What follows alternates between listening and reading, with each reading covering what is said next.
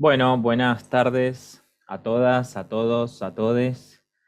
Bienvenidos, bienvenidas, bienvenides a este último encuentro del curso virtual, el tramo pedagógico virtual del INFOT, llamado el abordaje pedagógico del embarazo no intencional en la adolescencia, ENIA 1 y 2. Gracias a las personas, a los docentes que se estuvieron sumando a los encuentros que venimos realizando los días martes de 3 de la tarde a 4:30, 5 de la tarde.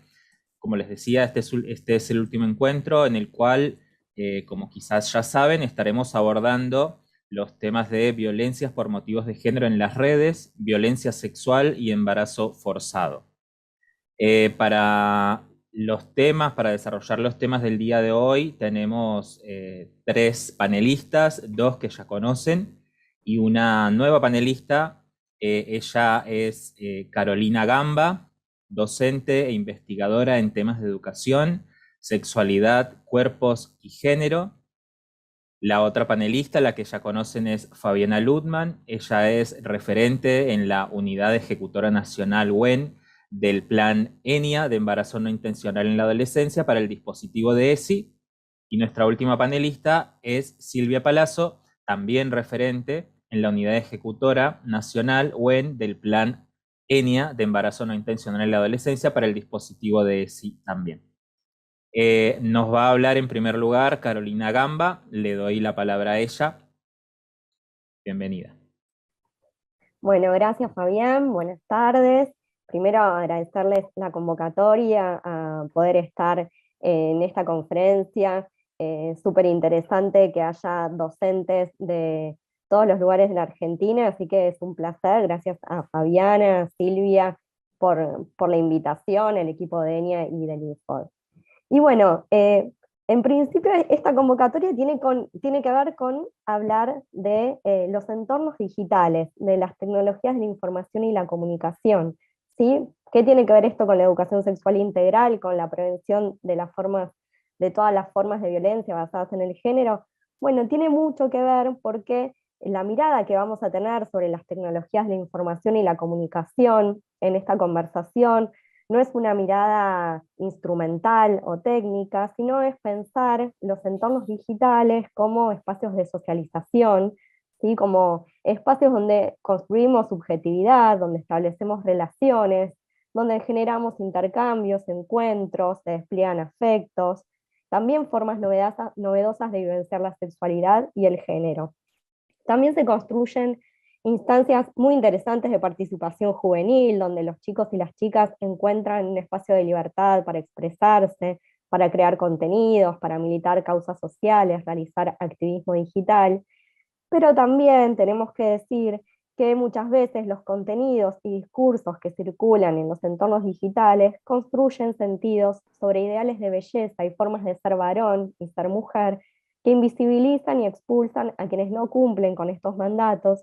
Y la mediación de las pantallas también, esto se ve mucho en la actualidad y se ha profundizado, exacerba conductas de control y de violencia en relaciones de pareja, que afecta en especial a mujeres e identidades feminizadas y de la diversidad sexual, con consecuencias reales para el desarrollo social de estas personas y para su integridad física, su integridad sexual, y además reproducen formas de discriminación y violencia. Lo cierto es que la gran mayoría de las situaciones de riesgo que se viven en los entornos digitales no son intrínsecas a las TIC, a las nuevas tecnologías, sino que han logrado amplificar su alcance y sofisticar algunos de sus impactos a partir de la mediación de las pantallas, sobre todo por el anonimato y la rapidez de la difusión, que es una de las características de las tecnologías digitales.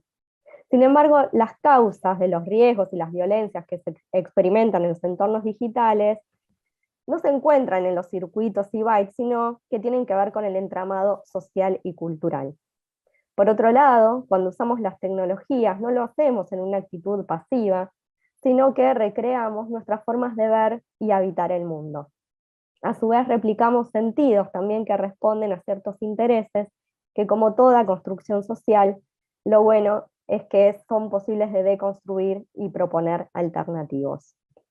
Entonces, cuando hablamos de situaciones de discriminación y de violencia mediadas por las pantallas o en entornos digitales, no estamos hablando de algo novedoso en sí mismo, sino de situaciones que se reproducen en la vida social, en el mundo físico, y que se trasladan ahora a las pantallas, pero sí que tienen dos características particulares que exacerban sus riesgos y sus efectos, que son, como decía, las de el anonimato y la difusión, la viralización y la difusión tan rápida de imágenes, de información, y esto de que no lo podemos parar, ¿sí? A la vez también la característica que tienen los entornos digitales tiene que ver con algo que se conoce como ubicuidad, y esto significa que aparte, estamos en la pantalla, en un entorno digital, pero esto traspasa los límites del tiempo y del espacio. Entonces, algo que sucede quizás en el club, bueno, después tiene rebotes en las instituciones educativas, o pasa en casa, pero después se reproduce de algún modo en las escuelas. Entonces, esta característica hace que lo que pasa en los entornos digitales circule por distintos espacios, entre ellos lo que nos interesa pensar hoy es cómo circula en las instituciones educativas. De modo que para trabajar estos temas en las escuelas tenemos nuestra gran herramienta, que es la educación sexual integral, que nos sirve para conversar sobre estas situaciones en un marco institucional. De hecho, el abordaje de prevención y erradicación de las violencias que venimos trabajando y que vienen trabajando ustedes en el marco del Plan ENIA, incluye lo que pasa en los entornos virtuales y también problematiza cómo afecta las relaciones y experiencias adolescentes y juveniles. Considerando las características, la intencionalidad y direccionalidad de la violencia digital por motivos de género, resulta más que importante propiciar reflexiones con los jóvenes, las jóvenes, les jóvenes, relativas a las prácticas y discursos que reproducen patrones socioculturales sexistas y que atentan especialmente a la intimidad y el derecho de las mujeres y personas LGBTQI a vivir una vida libre de violencia. Por eso nos parece muy necesario abordar este tema, también para continuar profundizando el trabajo sobre el marco de protección referido a los derechos sexuales, reproductivos y no reproductivos. Una de las primeras cuestiones que es importante tener en cuenta cuando nos acercamos al abordaje de las violencias de género en las redes, de la violencia digital o la violencia de género mediada por las pantallas o en entornos digitales, es detenernos en el análisis de los discursos y contenidos que circulan en las pantallas desde un enfoque de género y que son consumidos y producidos por chicas y chicos, pero en especial por el mundo adulto. En este sentido, identificar los intercambios en redes y publicaciones digitales y cómo allí operan los estereotipos de género, de clase, de etnia, es una de las primeras puertas, si se quiere, que podemos abrir con los chicos y con las chicas para conversar sobre los modos de reproducción de un tipo de violencia que ya deben haber abordado en encuentros anteriores, que es la violencia simbólica. La violencia simbólica es aquella que cristaliza y reproduce mandatos de género y también ideas de superioridad de un grupo social sobre otro, basados en la clase, la etnia, la corporalidad o la identidad sexual. Construir una mirada crítica sobre estos discursos y consumos digitales es un primer paso muy importante para desarmar una matriz patriarcal y sexista que se reproduce no solo en el mundo físico, sino también en el mundo digital. Las violencias de género que se ejecutan en entornos digitales, como les decía, mantienen las mismas lógicas que las violencias en espacios tradicionales. Básicamente sancionan, controlan o limitan las conductas de mujeres e identidades feminizadas y disidencias. En otras palabras, es la misma violencia que el sistema patriarcal ejerce en los espacios físicos, públicos y privados, y que ahora traspasa las pantallas. Las violencias machistas on-offline no pueden comprenderse en forma separada, sino como una continuidad de violación a los derechos humanos con características y consecuencias reales específicas. Por eso en 2018, desde la ONU se acuñó una definición específica para hablar de violencia digital o violencia en línea contra las mujeres, que incluye cualquier acto de violencia cometido, asistido o agravado por el uso de la tecnología de la información y las comunicaciones, ya sean teléfonos móviles, internet, medios sociales, videojuegos, mensajes de texto, correos electrónicos, etcétera, contra una mujer por el hecho de serlo. Esta es la definición, como les decía, de la relatora especial de ONU sobre violencia contra la mujer, pero también podríamos incluir en esta categorización que dice contra una mujer, también contra identidades feminizadas y de la disidencia sexual, porque lo cierto es, como les decía al principio, que personas de la población LGBTIQ, de la diversidad sexual, de la disidencia sexual, como lo llame cada uno, son quienes más están siendo afectados tanto por discursos de odio como situaciones de acoso, de hostigamiento en digital, específicamente en redes sociales. Ahora bien, entonces, como para sintetizar esta primera parte, lo importante es dar cuenta de la violencia digital de género, no como algo específico de los entornos digitales, sino como una continuidad de las violencias que se dan en el mundo físico, que responde a la misma matriz cultural cis, heteropatriarcal, que se fundamenta en una cultura machista, que podemos rastrear en un principio a partir de identificar los estereotipos de género que se reproducen en las redes sociales, en los entornos digitales en general, ¿sí? Que si pensamos desde una mirada interseccional, no solamente se cruza el género como variable de violencia y discriminación, ¿no? Sino que también hay razones de clase, de etnia, de cuerpos, y que las poblaciones blancas de los discursos de odio, discriminación y violencia son sobre todo mujeres, identidades feminizadas, población de la diversidad sexual y también otras minorías eh, donde podemos incluir minorías culturales, raciales, etc.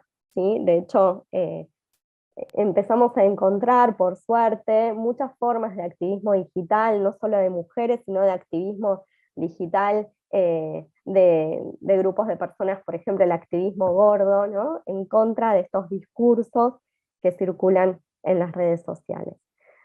Ahora bien, teniendo esta primera aproximación, sí lo que nos interesa dar cuenta es que para abordar estas situaciones hay un posicionamiento muy distinto en función de que identifiquemos que una situación de violencia por razones de género se da entre pares o se da con el involucramiento de un adulto, ¿sí? En situaciones de violencia de género digital ejercidas por un adulto, que es cuando un adulto contacta a una persona menor de edad a partir de, por ejemplo, una identidad falsa, y entabla una relación de confianza a fin de manipular y ejercer el control sobre ella con fines sexuales, estamos ante un delito, en este caso ante el delito de grooming, ¿sí? Que en Argentina fue incorporado al Código Penal en 2013 con la ley 26.904, que establece penas de 6 a 4 años para quien, acá cito un fragmento de la ley, por medio de comunicaciones electrónicas, telecomunicaciones o cualquier otra tecnología de transmisión de datos, contactar a una persona menor de edad con el propósito de cometer cualquier delito contra la integridad sexual de la misma. Para prevenir estas situaciones, que muchas veces cuando hablamos de prevención en casos de abusos donde hay un adulto y menores, es difícil que el menor pueda desarrollar un montón de habilidades para prevenir que un adulto se acerque, porque bueno, ahí también tenemos que trabajar mucho como adultos, ¿no? En cambiar estas matrices de violencia machista, pero sí una de las cuestiones que podemos hacer en la promoción de habilidades de autocuidado y para acompañar a las infancias tiene que ver con desde muy temprana edad estar cerca de las experiencias digitales de los chicos y de las chicas, como, bueno, conociendo los contenidos y las plataformas que visitan, conversando con ellos y ellas sobre la importancia de proteger sus datos personales, ayudarlos a configurar la privacidad de los perfiles, y sobre todo brindar un espacio de confianza para que puedan contar con el apoyo de adultos de referencia ante situaciones vividas en Internet que los hacen sentir incómodos, que les dan miedo o vergüenza, ¿sí? Pensemos que en general los agresores usan la amenaza respecto al qué dirán las familias y amigos si ven ciertas imágenes. Por eso es importante que estemos atentos, atentas a cambios en el comportamiento de los chicos y de las chicas, y sobre todo mostrarnos receptivos a la escucha y la contención. En este sentido, ante el relato de un niño o una niña o adolescente sobre una situación de acoso virtual en la escuela, debemos intervenir de modo institucional, ¿sí? A esto ya lo van a profundizar con Fabiana en un ratito, en la última parte de la conferencia, pero sí desde el lugar de la violencia digital de género, en particular es importante que tengan a bien no borrar archivos, no borrar conversaciones, que se puedan hacer print de pantalla de las conversaciones que tuvo el niño, la niña o el adolescente con este adulto que está acosando y que está vulnerando derechos, ¿sí? Y después de esto sí es importante seguir trabajando en la construcción de pautas de cuidado en Internet, enseñar y ayudar a cambiar contraseñas, editar la privacidad de los perfiles, etc. Otras formas de violencia digital que pueden sufrir chicos y chicas son el ciberacoso, que refiere a conductas reiteradas y de carácter no solicitado hacia una persona que resultan molestas e invasivas. Puede ser, por ejemplo, el enviar imágenes íntimas que nadie solicitó sin consentimiento, ¿sí? Y también situaciones de extorsión, donde se obliga a una persona a hacer algo en contra de su voluntad bajo la amenaza de viralizar algún contenido personal que por lo general también es íntimo. La difusión de imágenes íntimas sin consentimiento, ahora vamos a trabajar un poco más sobre este punto cuando pensemos en situaciones que sean entre pares, pero les adelanto que es un tipo de violencia que conlleva una violación a la privacidad y exposición de la intimidad, se ejerce con el fin de humillar, amedrentar o chantajear, y puede darse que el agresor haya conseguido las imágenes por el robo o pérdida de un celular o algún tipo de hackeo, aunque es habitual que este acto de violencia hacia mujeres sea ejercido por sus parejas o exparejas varones. Las consecuencias para la víctima pueden llegar a ser muy graves y afectarlas emocionalmente y también poner en riesgo su integridad física. Esto último se agrava cuando la violencia en línea es una continuidad de la violencia doméstica. Es interesante también contarles que en la actualidad, hace muy poquito, de hecho hace unos meses, se sancionó en Senado y pasó a diputados un proyecto de ley para incluir este delito en el Código Penal, para hacer una reforma del Código Penal e incluir el delito de difusión de imágenes íntimas sin consentimiento, porque todavía no teníamos un marco normativo que contemplase esta situación. Y también este proyecto de ley lo que busca es incluir la violencia digital de género como un tipo de violencia y como una modalidad de la violencia machista específica en la Ley de Protección Integral de Mujeres, lo cual sería muy piola para poder contar también con esta herramienta de sanción de estas situaciones de violencia. En la actualidad sí se puede recurrir, por ejemplo, a la Ley de Protección de Datos Personales, que es una ley nacional, la 25.326, y en la Ciudad Autónoma de Buenos Aires es una contravención la difusión de imágenes íntimas sin consentimiento, ¿sí? En esto también incluimos la difusión de datos personales y que puedan generar una situación que atente contra nuestra integridad y nuestra salud, nuestra integridad física y nuestra salud. Pero bueno, falta todavía un marco normativo específico que proteja a quienes son víctimas de estas situaciones, y esto tiene que ver también con, bueno, que son modos novedosos, no novedosos, como les decía, en tanto no es nueva la violencia hacia las mujeres, pero sí en estas formas en las que se despliega. Ahora bien, cuando hablamos de situaciones de violencia digital de género entre pares, ¿sí? la cuestión cambia, se modifica, porque ya no estamos hablando de un delito, sino que estamos hablando de prácticas abusivas entre pares, ¿sí? Que requieren otro tipo de abordaje mucho más integral. Pensemos que la adolescencia es una etapa de la vida con grandes cambios, nuevas experiencias, donde aparecen y se resignifican los vínculos sexoafectivos, y que también es un periodo con amplio potencial para avanzar en la desnaturalización de la desigualdad de géneros y en la construcción de vínculos libres de violencia. Los abordajes de las conductas violentas entre adolescentes deben dar lugar a la reflexión, al diálogo colectivo, al aprendizaje y abogar por una resolución institucional que dé un claro mensaje de no tolerancia ni impunidad ante las violencias. Por ejemplo, hablamos de estas situaciones que mencionamos de violencia digital, se suelen dar en el marco de noviazgos adolescentes, ¿sí? Donde podemos advertir ciertas primeras señales que alertan sobre situaciones de violencia, vinculadas a, por ejemplo, celos excesivos, formas de control, amenazas o desvalorización.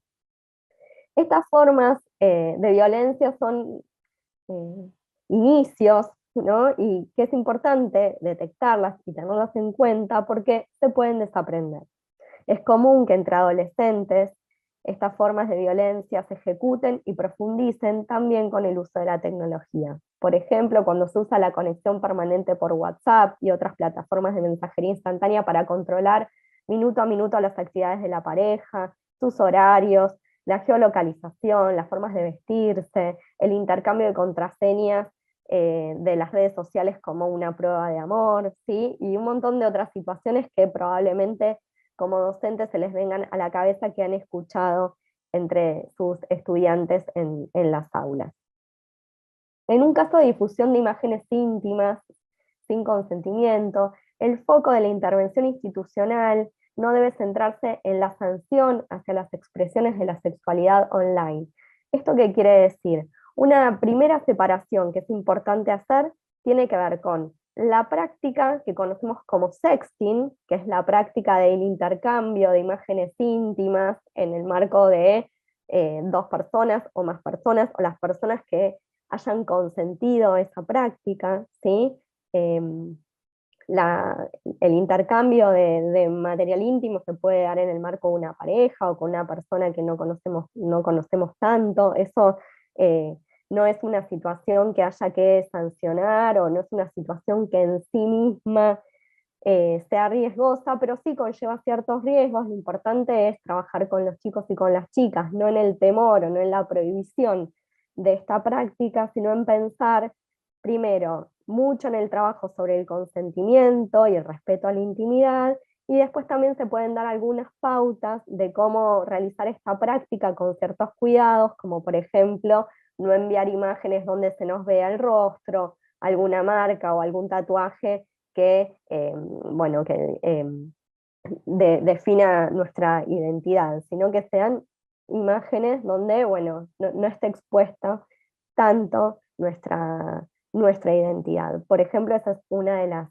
de las pautas de cuidado que se da para quienes quieran practicar el sexting. Sí, pero el sexting no necesariamente lleva a una situación de difusión de imágenes sin consentimiento, aunque sí está el riesgo. Lo importante es trabajar con los chicos y con las chicas, como les decía, en no romper con el pacto de privacidad y consentimiento que se haya acordado en el marco de esa práctica.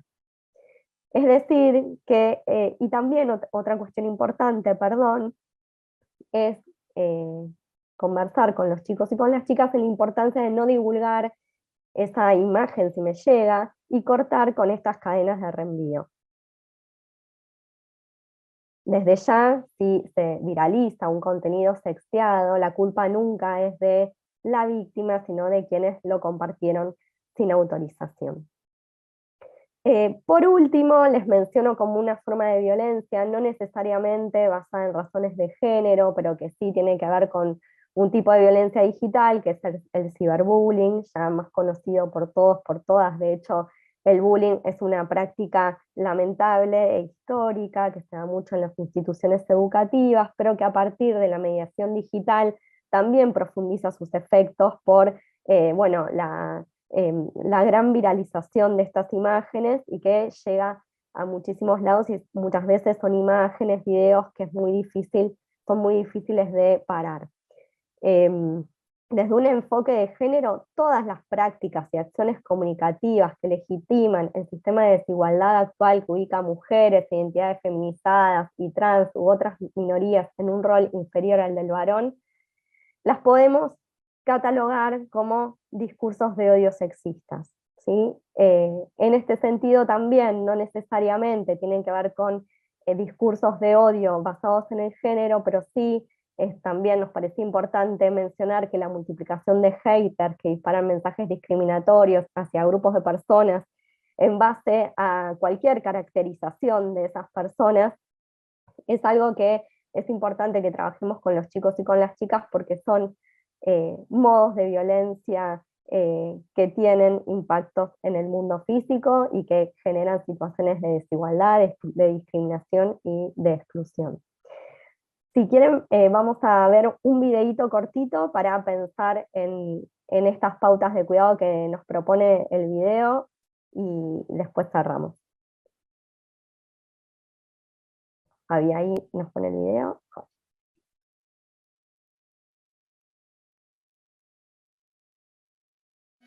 ¿Te incomoda ese mensaje en el grupo de WhatsApp? Claro que molesta. Porque ese chiste es discriminador. Porque ese comentario es agresivo. Porque eso que muestra es machista. Porque ese meme es violento. Porque compartir imágenes de mujeres sin su consentimiento es violencia. Porque burlarse de la diversidad es violencia. Y toda esa violencia que circula en el grupo no es gratuita.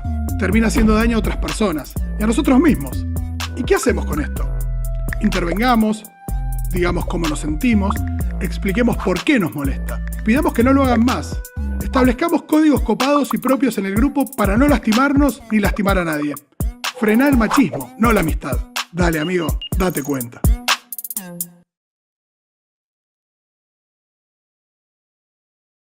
Disculpen. Este video realizado en el marco de la iniciativa Spotlight nos pareció piola porque repone muchas de estas situaciones que estuvimos mencionando como violencia digital, algunas basadas en género específicamente, otras quizás no, pero sí que tienen los mismos impactos y que en general afectan más a mujeres e identidades feminizadas, y porque pone el acento primero en el trabajo con los varones, ¿sí? En poder trabajar con chicos y chicas, pero sobre todo con los chicos, adolescentes y jóvenes en la deconstrucción de ciertos modos de la masculinidad hegemónica, en generar acciones de reflexión, ¿sí? De pensar nuevos modos de acuerdo. Acá tenemos una parte de una infografía que después queda a disposición, que también realizamos con el equipo de CIMASTIC desde la iniciativa Spotlight, sobre violencia digital de género, y en el que pensamos la importancia en las instituciones educativas de, bueno, enseñar a que se puede pedir ayuda, habilitar la escucha sin prejuzgar, dar recursos, la línea nacional gratuita 144, que funciona todos los días, las 24 horas, siempre es un gran recurso ante estas situaciones. También implementar protocolos de actuación en casos de violencia, generar protocolos de actuación con participación estudiantil, con la voz de los chicos y de las chicas, instalar espacios de diálogo, como decíamos, donde se puedan revisar privilegios, cuestionar estereotipos, construir nuevos modelos de masculinidades y de vínculos saludables, y promover la ciudadanía digital. Esto es una forma crítica y reflexiva de habitar los entornos digitales, así como habitamos el mundo físico, donde tengamos en cuenta lo importante que es que valoremos y preservemos nuestra identidad digital en los entornos digitales, que podamos desarrollar campañas de prevención con producciones digitales de adolescentes y jóvenes, por ejemplo, y en tal caso promover formas de activismo digital y de producciones digitales que tengan a los chicos y a las chicas como protagonistas, y no solo como meros consumidores y reproductores de estos discursos de odio, discursos sexistas y estereotipados sobre varones y mujeres. Así que, bueno, hasta aquí un poco lo que les quería traer en relación a la violencia digital de género. Es muchísima información, sabemos que es un montón. fui rapidito y me pasé unos minutos del tiempo que teníamos pactado, pero bueno, seguramente después con los materiales lo podrán volver a mirar el video, volver a leer los materiales y seguir profundizando en este tema, y sobre todo mi sugerencia de conversar con los chicos y con las chicas sobre cómo se sienten, qué experiencias digitales tienen, en poder juntarnos a reflexionar con ellos y con ellas de qué otros modos queremos habitar los entornos digitales y qué formas de ciudadanía digital se pueden construir con enfoque de género.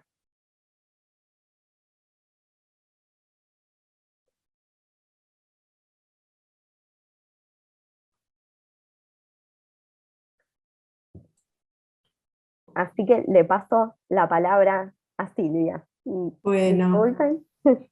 buenas tardes. Un gusto estar de nuevo en esta última conferencia con ustedes. Gracias, Carolina, súper claro y útil todo lo expuesto. En esta segunda parte de la conferencia yo voy a abordar dos problemáticas que ya las venimos trabajando en ENEA1 y que seguramente ustedes en las escuelas han tenido instancias de capacitación y de abordaje con chicos y chicas sobre estas problemáticas, pero siempre necesitamos actualizarnos y profundizar sobre estos temas y también relacionarlas con los objetivos del plan para el cual trabajamos, que tiene que ver con la prevención o la disminución del embarazo no intencional en la adolescencia. Voy a trabajar grandes cuestiones de estas dos problemáticas, que son el abuso sexual hacia niños, niñas y adolescentes, y la problemática del embarazo forzado. Que bueno, son dos problemáticas que no son nuevas, existen desde siempre, ¿no? Pero desde hace unas décadas son temáticas desde las cuales se ha empezado a hablar, se han empezado a estudiar, por los avances que ha habido tanto en términos de legislaciones, de reconocimiento de la población infantil y adolescente como sujetos de derecho, el reconocimiento de estas problemáticas como problemáticas del orden social o de instancia pública y no de la instancia privada como se creía antes.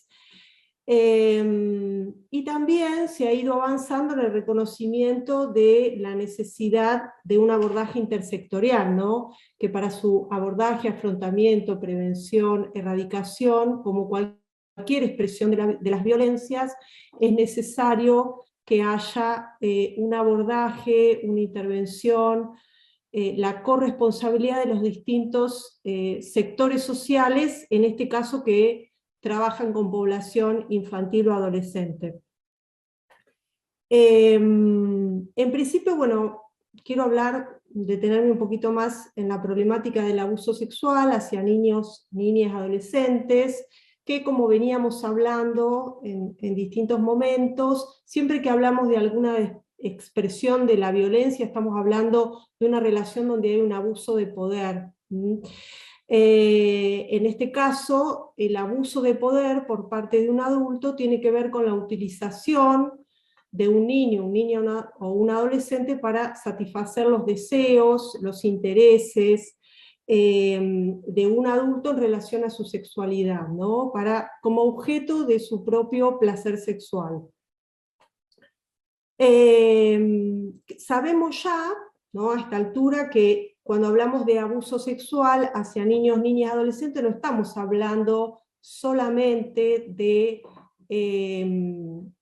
formas de abuso donde puede haber una violación, un contacto físico o incluso lo que la jurisprudencia llama como acceso carnal, sino que el abuso sexual o la violencia sexual implica o involucra toda una serie de actos relacionadas con el sometimiento sexual de un niño, niña o adolescente, donde pueden darse situaciones de exhibicionismo, de involucrar a niños, niñas, adolescentes en situaciones para la pornografía, donde puede haber tocamientos, puede haber a veces hacer partícipes a niños, niñas, adolescentes de charlas, mensajes o frases verbales con contenido sexual que de alguna manera los hacen partícipes de una situación de connotación sexual en la cual no han decidido participar.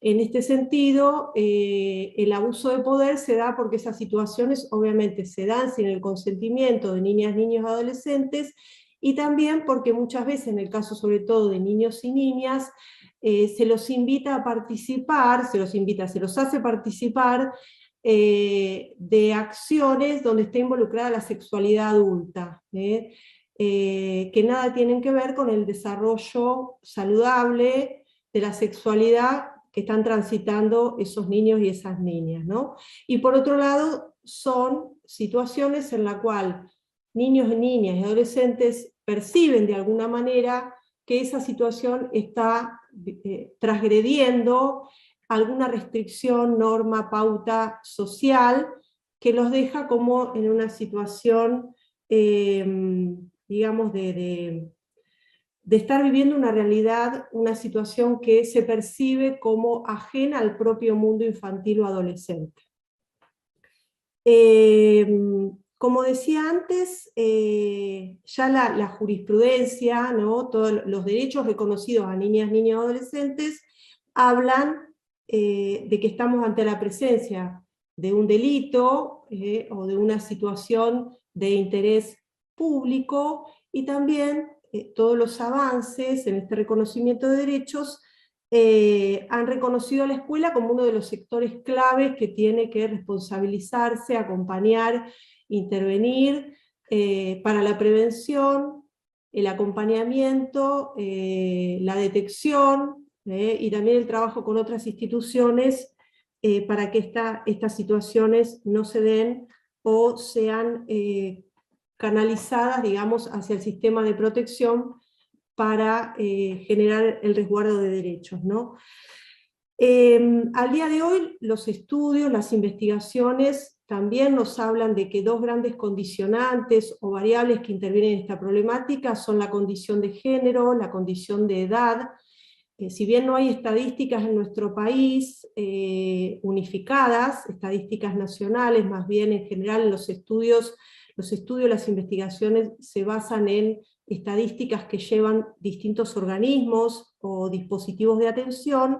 Sabemos que esta problemática la sufren mayormente las mujeres e identidades feminizadas, que en general quienes abusan son del género masculino, y que en general las personas que abusan son del entorno conocido de las personas que padecen esta problemática, ¿no?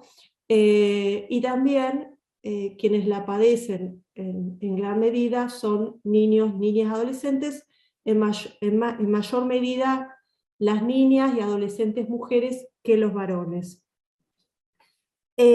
También, como decía antes, suelen padecer situaciones de abuso sexual, personas con identidades LGTBIQ+, o también adolescentes, niñas, niños, adolescentes que viven o tienen alguna discapacidad, no por el hecho de tener una discapacidad. Muchas veces se habla acerca de que niños, niñas, adolescentes con discapacidad sufren en mayor medida el abuso sexual. En realidad, lo que tendríamos que decir es que se encuentran en una situación de mayor vulnerabilidad frente al abuso sexual, y esto sucede porque generalmente lo que ocurre es que a niños, niñas, adolescentes con discapacidad muchas veces no se les habla de estas temáticas, no se les habla acerca del propio cuerpo, acerca de la intimidad, del resguardo de su intimidad. Todos los contenidos que trabaja la ESI muchas veces no son trabajados con chicos y chicas que viven con discapacidad, porque bueno, como sabemos, todavía prevalecen muchas creencias que hay que desterrar, que dejan más limitados y limitadas a chicos y chicas que viven con discapacidad en relación a temáticas de sexualidad. Se los deja más inhabilitados a poder detectar estas situaciones, a pedir ayuda, a reconocer que hay una intromisión sobre su propia sexualidad, a poder recurrir a la ayuda de adultos, adultas. La que sigue. Vamos a hablar ahora en un ratito, yo quería hacer una distinción dentro de lo que es la violencia sexual. Hay distintas formas de violencia sexual. Una de sus formas es el abuso sexual intrafamiliar o crónico, que es un proceso que se va instalando paulatinamente, que bueno, genera efectos de consecuencias graves. Como decía antes, es una problemática que ocurre mucho y que generalmente genera mucha conmoción cuando estas situaciones se detectan, porque bueno, nos cuesta creer que algo de esto pueda ocurrir en el mismo entorno de convivencia de un niño, una niña o un adolescente, ¿no? Habría que estudiarlo en profundidad, hoy no nos da el tiempo para ver todas las características, pero lo que podemos decir es que estas situaciones de abuso, de atropello, de invasión de la intimidad del niño o niña adolescente se va dando como una situación progresiva, donde se va de alguna manera invadiendo la sexualidad, se van como diluyendo los límites entre los miembros de la familia, sobre todo entre quien abusa y es abusado, y se va de alguna manera, quien abusa va condicionando a ese niño o niña adolescente para que actúe en función de los propios deseos y pedidos de quien es el ofensor, ¿no? Otra situación muy distinta o expresión de esta problemática son los ataques sexuales o las situaciones de violencia sexual extrafamiliar o fuera del ámbito público, que pueden reiterarse o pueden darse por única vez. Estaríamos en otra situación muy distinta. Y bueno, y otra situación es la de lo que podrían ser prácticas sexuales abusivas, que ahora lo vamos a trabajar un poquito más en profundidad, que son a veces prácticas abusivas que se dan incluso a veces entre pares, donde hay una situación abusiva, pero no estaríamos hablando de lo que consideramos el abuso sexual como problemática en la cual interviene la sexualidad de un adulto. Nos interesa poner a la luz este dato, estas cifras que tenemos aquí, que ya las venimos compartiendo. En Argentina nacen 70.000 niños, niñas al año, cuyos progenitores son adolescentes o cuya madre es una adolescente, y de esos 70.000 nacimientos tenemos la estadística de que 7 de cada 10 de esos embarazos han sido no intencionales. Y dentro de todos esos nacimientos, quienes han sido madres adolescentes han dicho de que 8 de cada 10 de esos nacimientos han sido en mujeres adolescentes menores de 15 años. Esta cifra nos parece muy importante de traerla aquí y resaltarla, porque cuando se dan embarazos en niñas o adolescentes menores de 15 años, sabemos seguramente que estemos con altas probabilidades de encontrarnos con una situación de abuso sexual. Entonces, desde el plan le ponemos una lupa y una alerta especial a cuando los embarazos ocurren en adolescentes o niñas menores de 15 años, por esto que mencioné antes. La que sigue.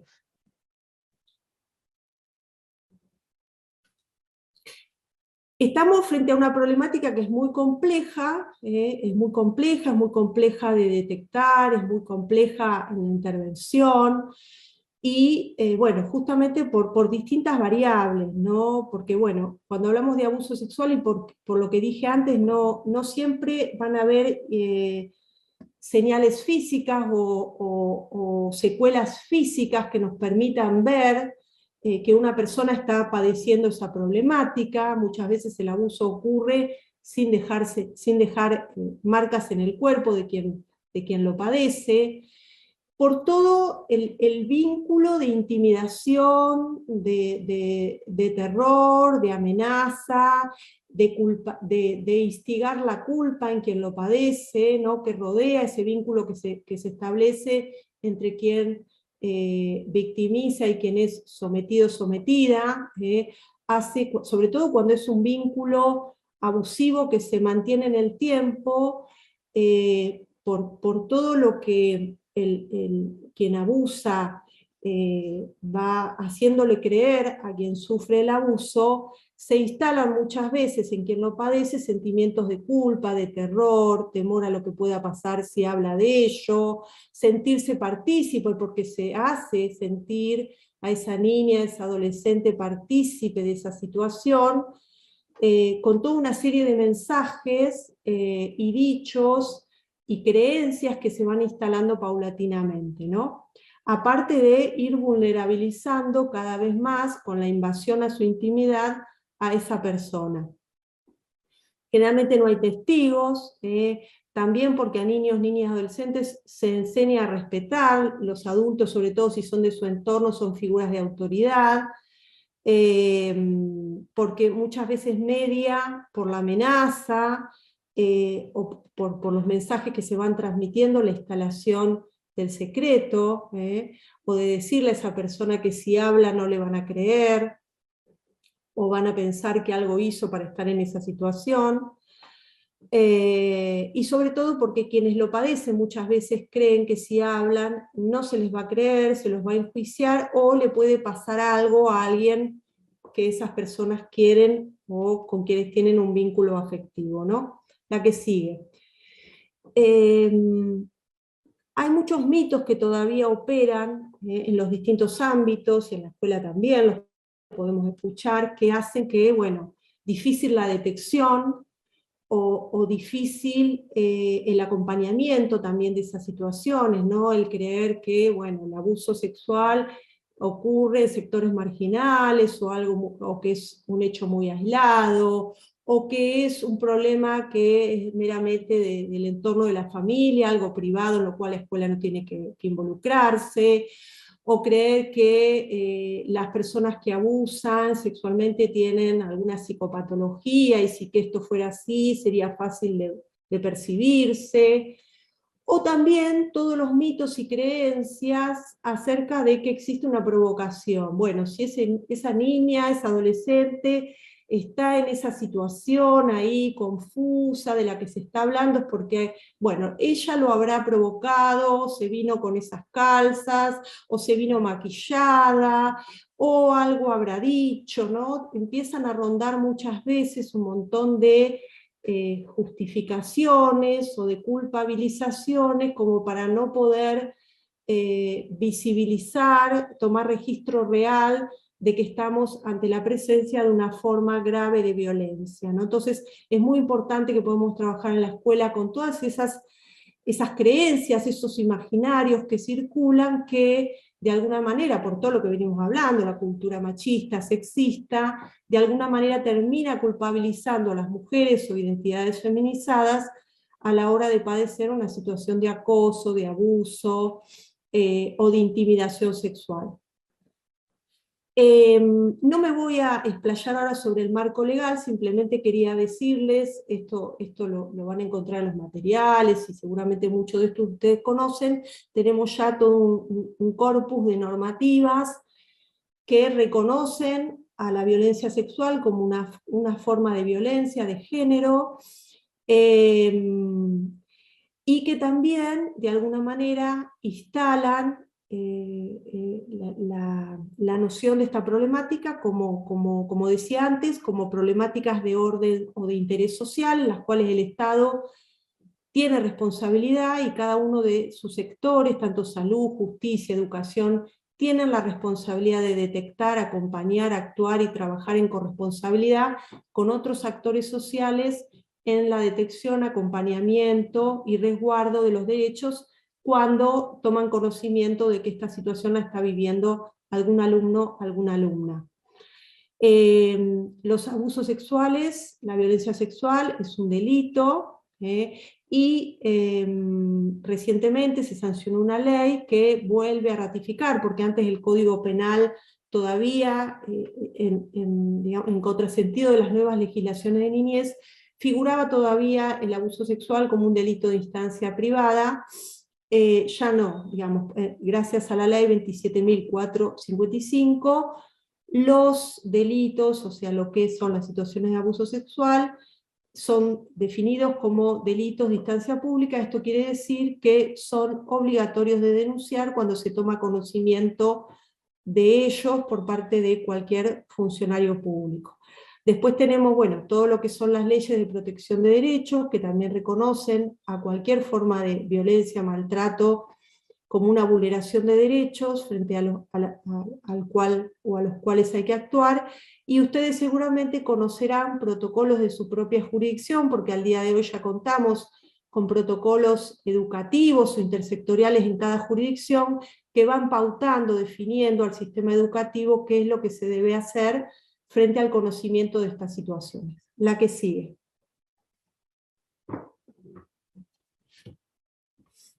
Bueno, los indicadores tampoco me voy a explayar sobre ellos, seguramente en esos protocolos, en las guías de atención los van a encontrar. Tenemos los que son altamente específicos, que quiere decir que nos dan mayor certificación de alguna manera de que el abuso sexual puede estar ocurriendo, los que se llaman inespecíficos. Los inespecíficos nos pueden dar una alerta, una señal, pero no por sí mismos nos van a estar confirmando que puede haber una situación de abuso sexual. Es necesario esto conjugarlo con, bueno, con otros elementos de cada situación para poder estar de alguna manera sosteniendo una sospecha. De los altamente específicos, como pueden ser las lesiones, alguna presencia de enfermedad de transmisión sexual, cuando hay indicadores físicos que dan cuenta de una situación de violencia. El relato de quien lo padece es un indicador específico, por eso siempre decimos que cuando hay relato espontáneo o cuando un niño o niña adolescente cuenta que está viviendo una situación de abuso, de violencia, hay que creerle. Siempre la primera norma es creerles, porque en general estas situaciones ocurren, sabemos que niños y adolescentes, aparte de su estado anímico y de todos los otros indicadores que puedan aparecer cuando hablan de estas situaciones, están diciendo la verdad. Y otro indicador al cual prestarle mucha atención es cuando hay una situación de embarazo adolescente. Siempre, sobre todo, como decía antes, cuando ocurren en menores de 15 años, tenemos que estar abriendo la posibilidad de que ese embarazo pueda ser producto de una relación abusiva de violencia sexual. La que sigue. Quería, como decía antes, diferenciar algo que nos parece muy importante, porque a veces se mezclan estos conceptos y muchas veces, yo de experiencia de trabajar en un hospital ha pasado, ¿no? De que llega a un hospital una notita de alguna institución, de una escuela, de un jardín, con un pedido de evaluación porque este adolescente me parece que es un abusador, ¿no? O evaluar a este niño porque es un abusador, porque ha tenido tal y cual conducta. Bueno, acá nos parece necesario hacer un alto y poder diferenciar estos conceptos que nos están hablando de situaciones bien distintas. Me voy a basar en un texto y en un posicionamiento de la psicoanalista Susana Toporossi, que ha escrito mucho, es especialista en el tema de abuso sexual. Ella en su texto Sexualidad Infantil, Manifestaciones Actuales, hace esta diferenciación que nos parece de mucha utilidad entre lo que pueden ser juegos sexuales de niños y adolescentes, niños y adolescentes, que son los juegos donde está involucrada la sexualidad, donde hay reglas, donde hay consentimiento, donde, bueno, a través de juegos se logra simbolizar cuestiones que tienen que ver a la sexualidad, al conocimiento del cuerpo, la relación de mi cuerpo con el cuerpo del otro.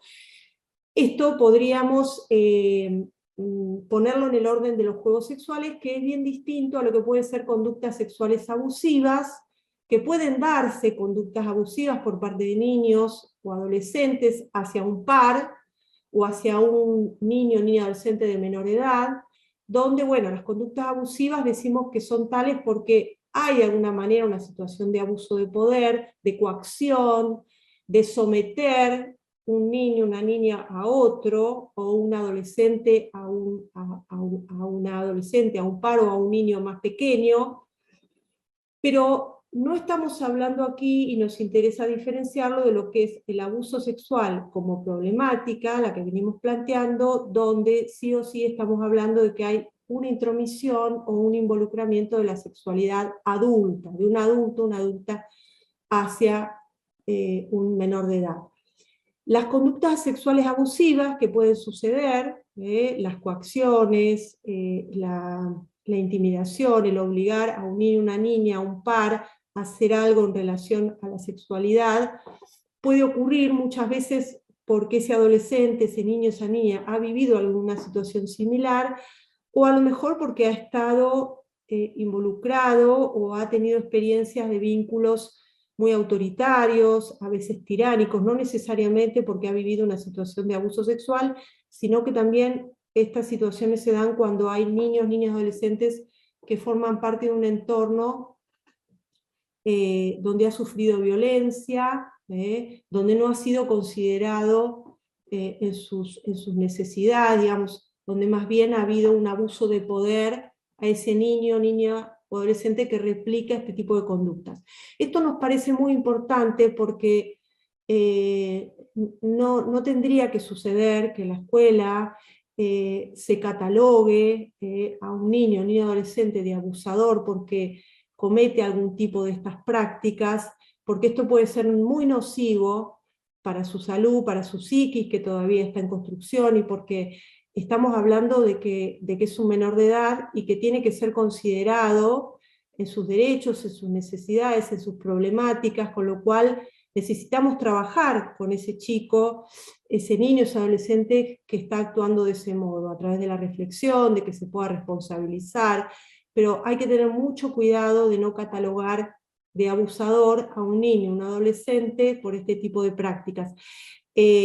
Relacionándolo con la conferencia anterior, también podemos decir que desde la ESI, más bien, tenemos que tratar de trabajar, tanto individual como colectivamente, en la perspectiva social de esta problemática, y no caer en sanciones o enjuiciamientos individuales que favorecen, bueno, los revanchismos, las situaciones de solución automática, todo lo que ha venido pasando con los famosos scratches, ¿no? Que siguen todavía pasando. Bueno, desde la ESI nuestro foco es lo educativo y poder volver a la dimensión social de esta problemática que tiene que ver con todo lo que venimos hablando en cuanto a la violencia de género, ¿no?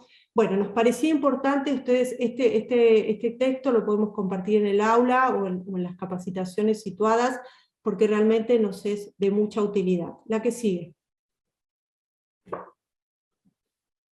Bueno, por último, voy a hablar un ratito del embarazo forzado, que como decía antes, el embarazo forzado es una de las consecuencias que puede tener la violencia sexual, cuando a partir de una situación de abuso, una niña, porque también puede suceder a los 9, 10, 11 años, hay niñas que han quedado embarazadas por situaciones de abuso,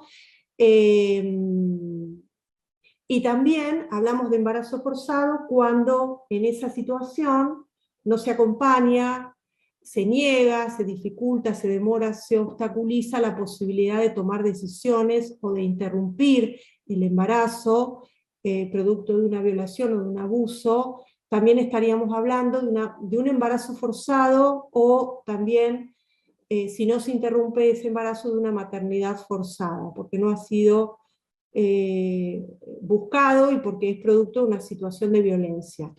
Estos casos son muy complejos y requieren todo nuestro compromiso, nuestra atención, nuestra responsabilidad, porque justamente son las situaciones donde hay mayor vulnerabilidad. Estamos hablando de que esa niña, esa adolescente no ha sido acompañada en su desarrollo sexual, no ha recibido información, ha sido victimizada en su sexualidad, ha quedado embarazada y muchas veces aún así no recibe la atención, el acompañamiento, la información que necesita, ¿no?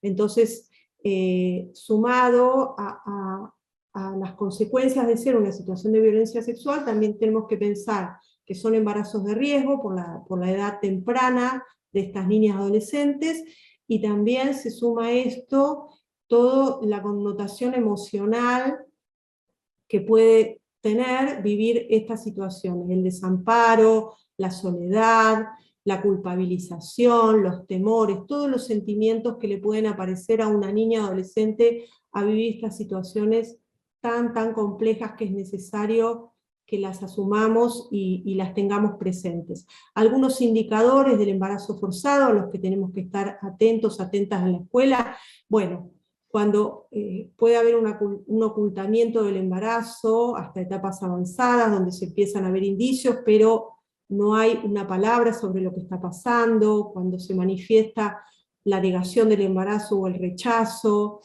cuando ese embarazo está rodeado de angustia, de depresión, de situaciones de padecimiento emocional, cuando bueno, no se pueden dar explicaciones o no se quieren dar información acerca de quién ha sido el cogestante de ese embarazo. Bueno, son algunas de las señales a las que podemos estar atentos, atentas para pensar en la posibilidad de un embarazo que puede ser producto de violencia sexual. La que sigue.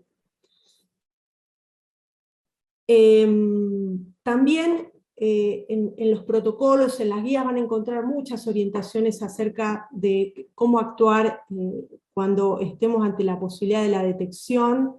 Simplemente algunas cositas que voy a decir para refrescar acá, pero todo esto ustedes lo pueden también encontrar en los materiales que subimos al aula.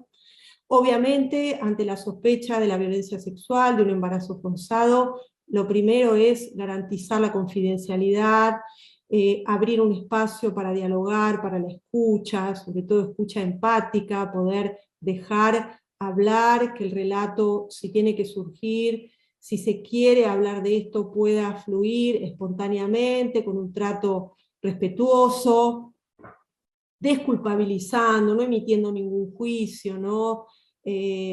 Sobre todo acompañando afectivamente esa situación, no preguntar tipo interrogatorio, dejar que más bien la palabra surja, no inducir respuestas, ni forzar a que se den respuestas que no se quieren dar. Sí ir tomando nota de todo lo que se va diciendo, textual, poniendo entre comillas aquello que nos parezca significativo, frases literales, porque muchas veces sabemos que lo que se relata en la escuela a lo mejor va a ser el único relato, ¿no? Porque nunca sabemos cómo van a seguir esas situaciones, también porque cuando hay que comunicar estas situaciones favorece que no se vuelvan a preguntar las mismas cosas en las próximas entrevistas, con todo lo iatrogénico que esto puede hacer. Entonces es muy importante que lo que escuchemos lo podamos informar tal cual lo escuchemos, y sabiendo que no necesitamos confirmar, dar certeza de que el abuso puede haber ocurrido, simplemente comunicamos aquella información de la cual estamos tomando registro. Esto es el comienzo de una situación que tendrá que ser investigada y que no le cabe a la escuela ni dar cuenta de los indicadores, ni de si hay indicadores físicos y de certificar que ese abuso está ocurriendo, sino de comunicar a los organismos de protección aquella información de la cual la escuela ha tomado conocimiento. También, y muy importante, es poder consultarle a ese niño, niña, adolescente, si hay otras personas que estén sabiendo lo que está pasando, porque bueno, se va a necesitar el acompañamiento de algún otro adulto, adulta de confianza, que puede ser un familiar directo o no, y después se verá, llegado el caso, digamos, si hay que hacer una denuncia. En principio siempre lo mejor es que lo haga alguien del entorno conocido, quien pueda acompañar, en principio, antes de que tenga que hacerlo la escuela o el centro de salud. Con respecto al embarazo forzado, una norma muy importante, acompañar el proceso, escuchar, acompañar el proceso, ver en qué situación está esa niña o esa adolescente, ver si quiere hablar con sus familiares o no, respetar sus tiempos, acompañarla, que pueda ser atendida en el sistema de salud, pero básicamente respetar los tiempos para hablar con otras personas y obviamente poder, Fabiana se va a explayar un poco más sobre esto, poder sobre todo ver que esa niña, esa adolescente no esté en una situación de riesgo a su integridad, ¿no? A poder discriminar si hay que actuar con urgencia o podemos irle dando tiempo al proceso e ir tomando en cuenta también las decisiones y lo que le vaya pasando a esa niña o a esa adolescente. Bueno, hasta aquí a grandes rasgos tienen mucho material en el aula para profundizar sobre estas problemáticas. Ahora para terminar vamos a ver un video que se hizo desde el Plan ENIA. Es un video que en realidad van a ver que son varios videos que acoplan las intervenciones que le caben a cada uno de los sectores. Vamos a ver la responsabilidad de la escuela frente a estas situaciones, pero en el aula van a encontrar toda la serie de videos que la completan. Muchas gracias.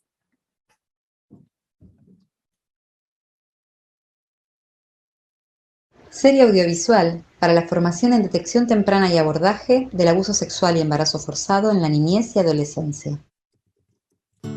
Abusos sexuales y embarazos forzados en la niñez y adolescencia. La detección temprana en las escuelas. En pantalla aparece dibujado un barrio, con la plaza en el centro y diferentes instituciones. La cámara se acerca a la escuela.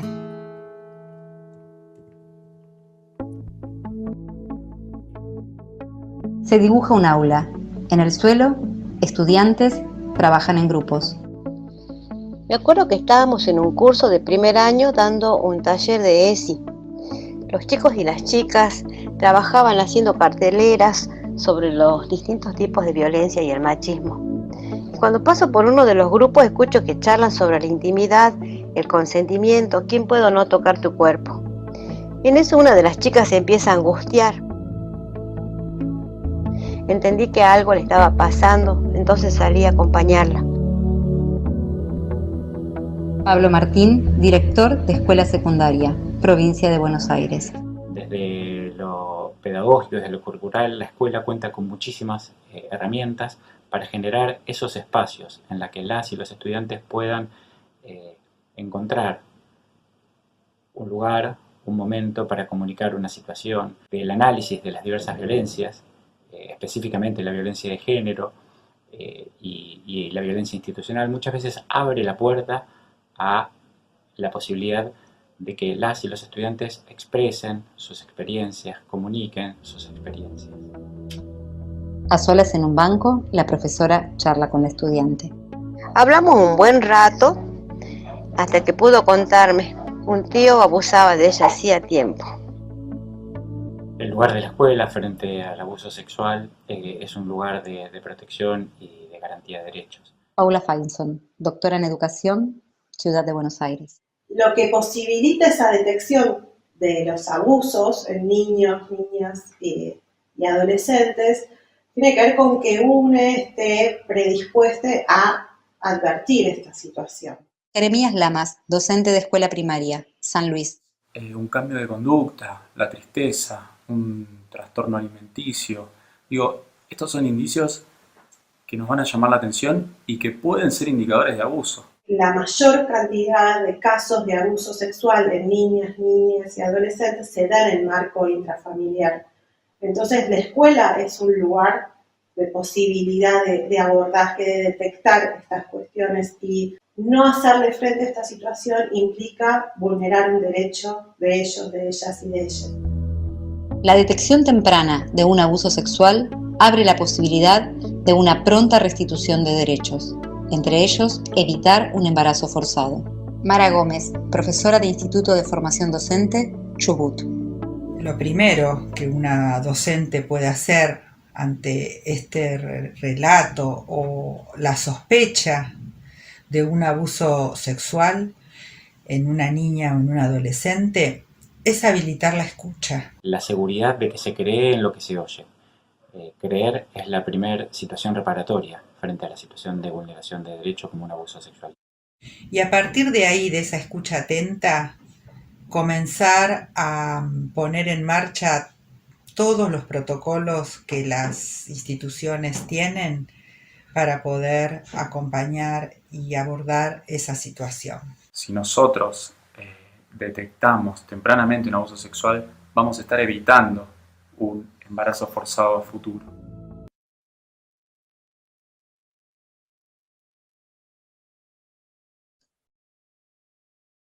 Bueno, muchas gracias Silvi por tu exposición clarísima e interesante, sumamente necesario poder abordar estas temáticas del abuso, del embarazo forzado.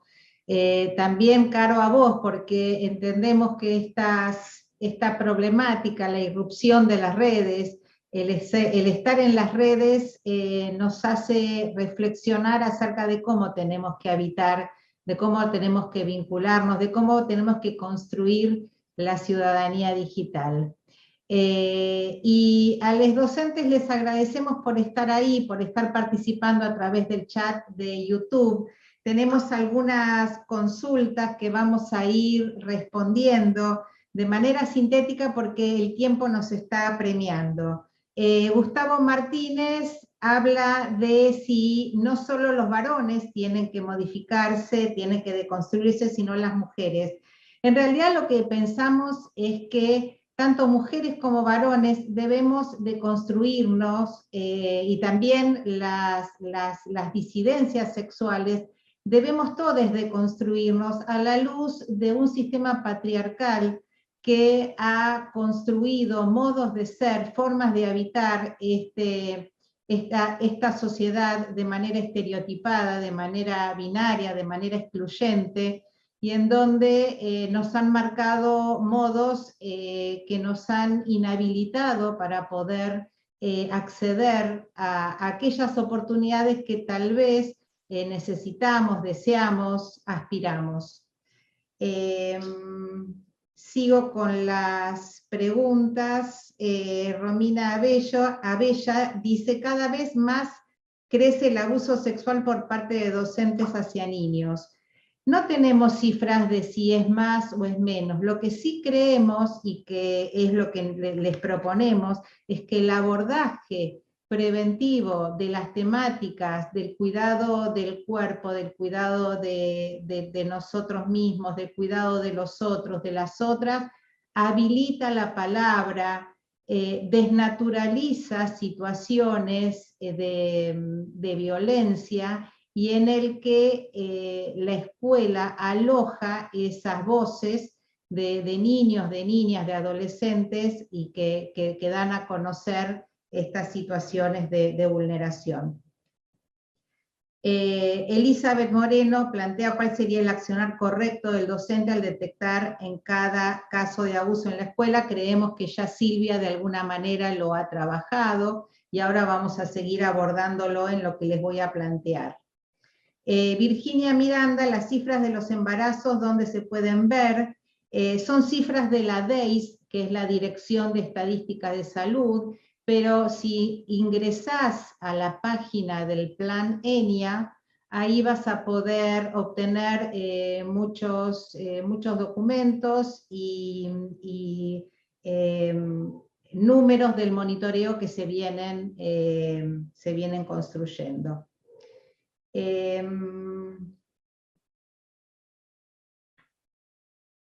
Alicia Robledo pregunta si hay un protocolo legal en el material del estudio. Hay un material que se llama Abuso sexual y embarazo forzado en niñas, niños y adolescentes menores de 15 años.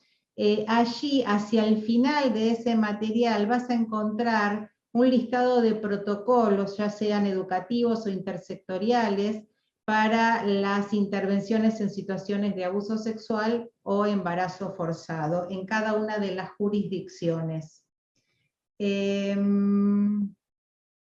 Bueno, respondidas algunas de todas las inquietudes que se fueron planteando, les vengo a proponer poder pensar, reflexionar juntos, juntas, de qué manera poder abordar estas temáticas desde la escuela. Y les voy a invitar a que recuperemos dos esquemas teóricos que seguramente ustedes ya conocen. Uno es el de las puertas de entrada, que nos orientan de cuáles son los posibles ingresos, de cuáles son esas llaves para poder trabajar la ESI en la escuela. Y la otra herramienta es la Guía Federal de Orientaciones para la Intervención en Situaciones Complejas relacionadas con la vida escolar, en donde allí nos brindan un marco conceptual desde el cual nos podemos posicionar en pensar qué debemos hacer en el antes, qué debemos hacer en el durante y qué debemos hacer en el después de un episodio, de cuando un episodio irrumpe en el escenario escolar. Entonces, del cruce de ambos esquemas podremos reflexionar juntas e ir construyendo una mirada que nos habilite a realizar intervenciones desde la ESI que contemplen el abordaje pedagógico de la promoción de los derechos sexuales y no reproductivos, como la prevención de situaciones de vulneración de estos derechos, que hemos visto que pueden darse en los ámbitos escolares, en los ámbitos familiares, o sea, en el adentro y en el afuera de la escuela. Y esto es lo que también tendremos que considerar.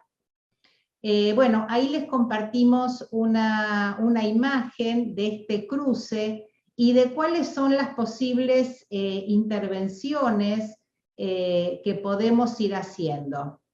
En principio, desde la primera puerta, que habla desde la reflexión sobre nuestro propio posicionamiento, revisar cuál es nuestro posicionamiento docente frente al paradigma de los derechos de niños, niñas y adolescentes, en tanto que este enfoque nos delimita y nos define la mirada,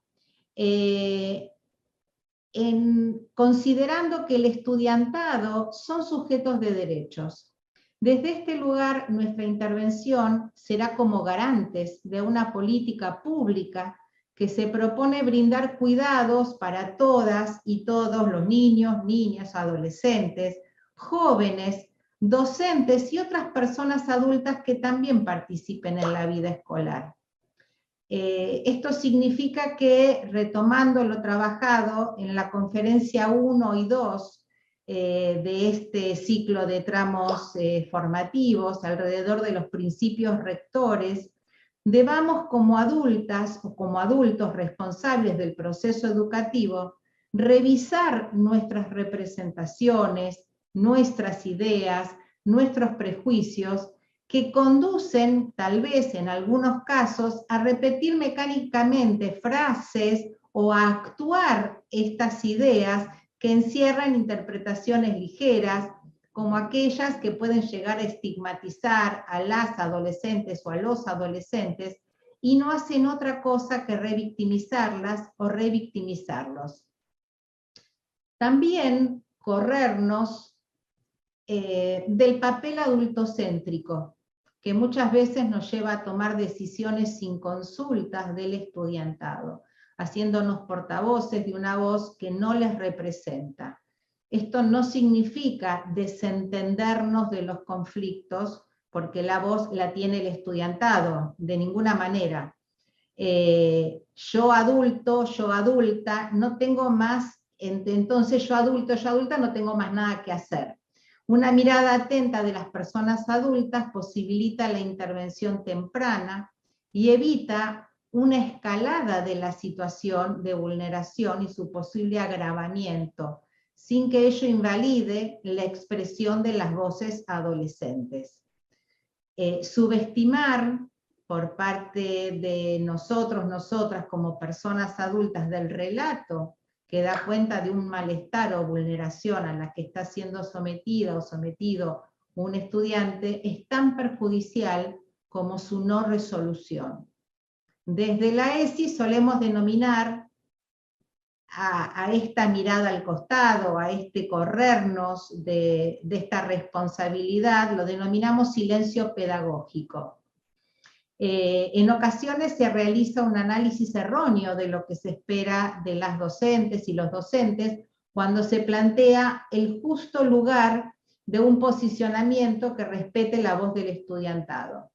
Desde la ESI proponemos la construcción de vínculos en las escuelas a partir del desarrollo de una autoridad pedagógica democrática, entendida como la autoridad construida a partir del diálogo, en el reconocimiento del otro, y en tanto que haya una asimetría entre las personas adultas y el estudiantado que posibilite asumir el rol desde una posición de responsabilidad y cuidado, sin que ello desautorice el interés de las y los estudiantes, entendiendo su viabilidad en el marco normativo y los acuerdos de convivencia escolar. Las estudiantes, los estudiantes refieren que son numerosos y numerosas las docentes que cuando intervienen en los episodios que interrumpen, esto disminuye sensiblemente la frecuencia en la que estos van apareciendo. Se trata entonces de mirar los problemas con los anteojos de la ESI y proponer modos de intervención en el mismo sentido.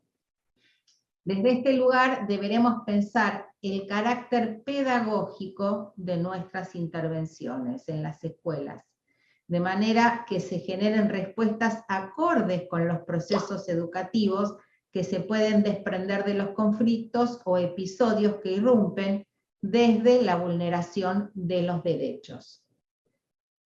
Las dificultades y los episodios que se van presentando exigen respuestas, tanto de las docentes como de los docentes, como de las familias, en tanto que desempeñan un rol de adultos, de adultas que acompañan a niños, niñas y adolescentes, y estas respuestas deben darse tanto por lo que acontece dentro de las escuelas, como por todo aquello que ocurre por fuera de ellas, y que de algún modo, directo o indirecto, las implica y afecta. Si pasó en las redes y eso conduce al malestar de un estudiante o de una estudiante, eso forma parte de mi incumbencia como docente. Esa estudiante o ese estudiante está necesitando de mi intervención. En ocasiones las respuestas que se dan a las diversas situaciones que se presentan en las escuelas no tienen en cuenta los condicionantes sociales y culturales que hoy nos enfrentan a nuevos desafíos. Intentemos complejizar la mirada, hacer intervenir múltiples dimensiones en nuestros análisis, y estamos frente a un momento inédito, post-pandemia, aislamiento, soledad, participaciones en las redes como medio de contacto, comunicación, desconocimiento. Por ello resulta fundamental revisar las prácticas pedagógicas y acompañar las trayectorias de nuestro estudiantado para intervenir de una manera integral y humanizadora en las realidades escolares y comunitarias.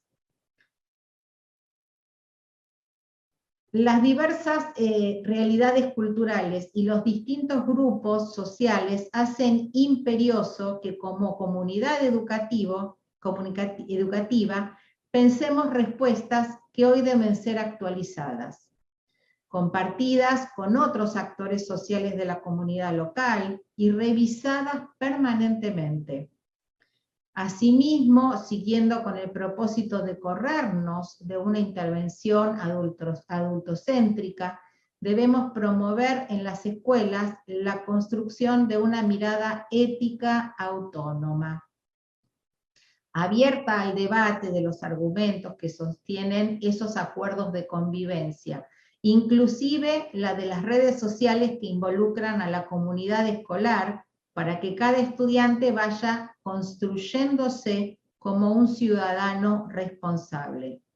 Desde este lugar, desnaturalizar los hechos de violencia dentro y fuera de la escuela desde una perspectiva ética, entendiendo que toda violencia ejercida por cualquiera de sus actores es una vulneración de derechos. Debemos trabajar la empatía, en tanto que el dolor de quien sufre violencia interpela al otro, a la otra. Consolidar dicha mirada ética en los actores escolares es un modo de respetarnos como sujetos y sujetas de derecho.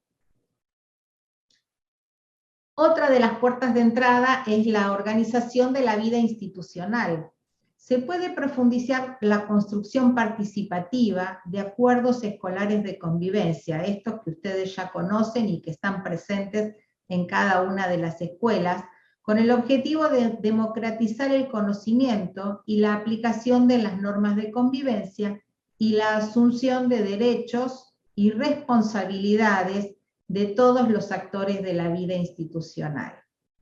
En estos acuerdos debería verse reflejada una política de cuidados de cada estudiante, estableciendo un vínculo asimétrico entre las personas adultas frente al alumnado, que fije límites claros y proteja al estudiantado que sufre acciones de violencia.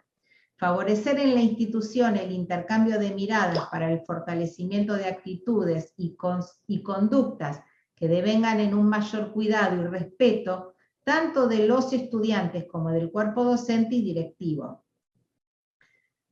La intervención pedagógica intencional y sistemática debe promocionar vínculos democráticos y la asunción de responsabilidades por parte de los y las estudiantes en relación con las obligaciones que les corresponden. Otro modo de fortalecer esto es garantizar el espacio de los consejos de convivencia. Desde este lugar, a través de la reflexión sobre casos concretos y el debate de argumentos racionales, se avanza en la construcción de una perspectiva ética sobre la violencia en todas sus formas, poniendo énfasis en las responsabilidades que conlleva la convivencia democrática.